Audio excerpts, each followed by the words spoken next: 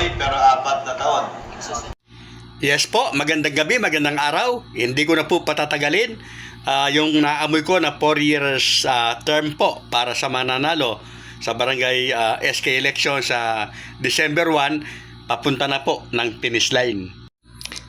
Pero bago po yon ay tingnan po muna ito.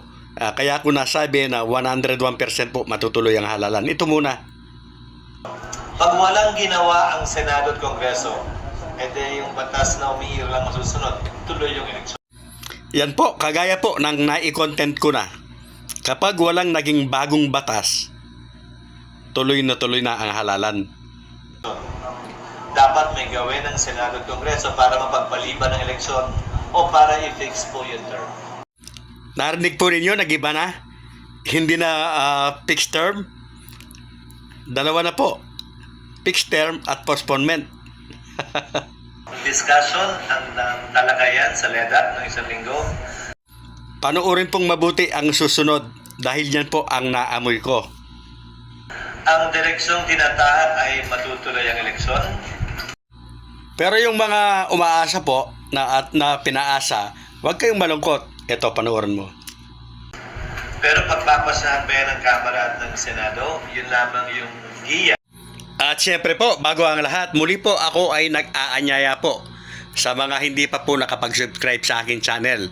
Mag-subscribe na po kayo kung gusto po ninyo ng ganitong klase po ng usapin. At pakiclick po yung notification bell para parati po kayong updated sa aking mga videos. Pakilike naman po kung nagustuhan po ninyo. Tuloy natin. Na binigay nila ng LEDAC. O kaya na, hindi pa 101% na sigurado na yon. So may tsansa pa. Dahil pag-uusapan pa yan ng Kongreso at ng Senado. At ang term ng barangay magiging 4 na taon na. O ayan po 4 na taon na po ang magiging termino ng mga barangay officials at SK. Kanino applicable? Tingnan natin. Dahil hindi Senate yung term noon di ba?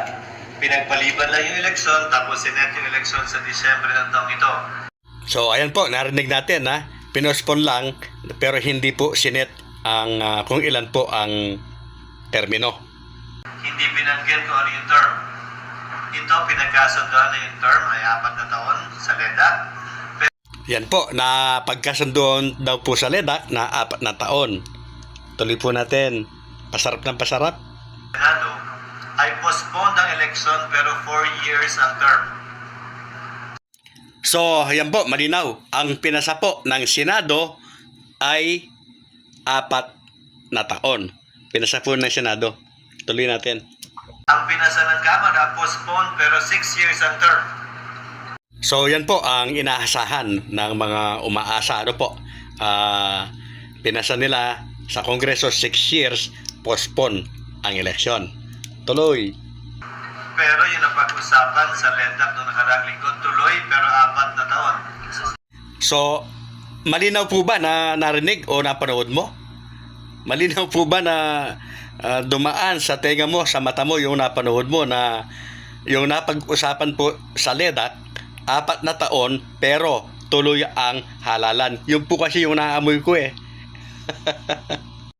So, yan po, napanood po ninyo yung update po ni Coiner String tungkol po sa usaping halalan pambarangay po na sa darating po na December 1. Ano man po ang kahihinatnan po ng usaping ito, sana manatili lang tayo na nagdi-discussion lamang po ng mga bagay-bagay po na magkasalungat nga yung ating paniniwala.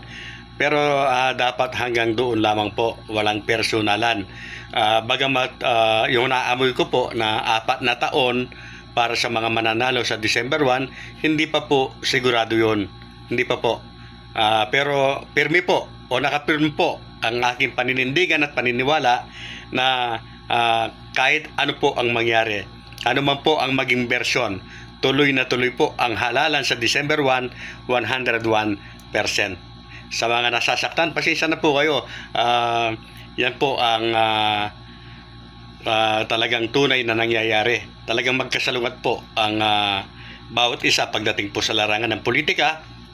may dalawang lagi mukha yan, ay may magkasalungat, may mga hindi po pagkakaintindihan.